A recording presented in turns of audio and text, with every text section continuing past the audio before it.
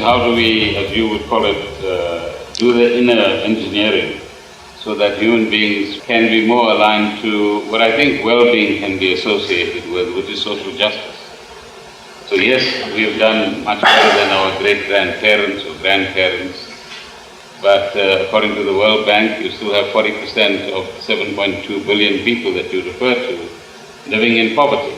Definitely. And one of their missions is to lift that 40% out of what they would call absolute poverty, which I'm sure is an ambition that you would share as well. Definitely. One aspect of my UN engagement is to look at how yoga could assist this sustainable development goals for 2030. Now, it is not that there is no disparity, there is serious disparity, it has to be addressed. But how is the question? If we talk about redistribution of wealth, this will lead to total chaos once again.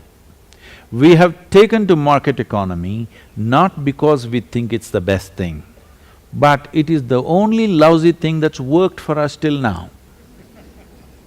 It's quite a lousy thing if you ask me, but it's the only thing that's worked, unfortunately.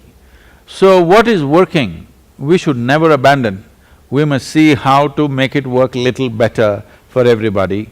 It is a subtle arrangement of things because right now in India it keeps happening.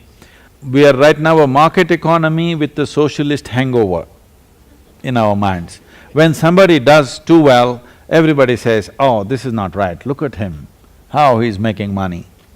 No, no, this is the ugliness of market economy which we have chosen. That somebody now walks around gold-painted head to toe.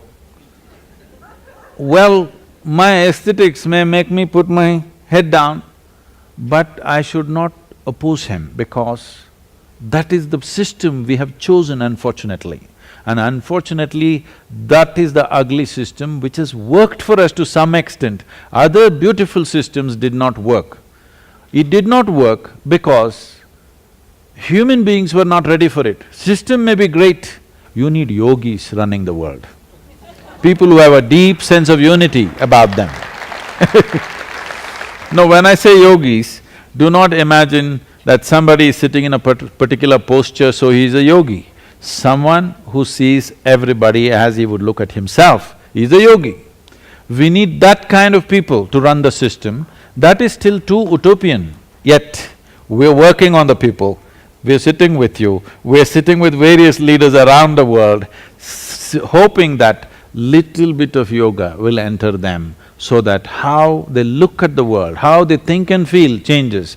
It is not a moral thing, it is not an ethical thing, it is just that experientially how you perceive life, if it alters even by 10% in the leadership, big changes will happen.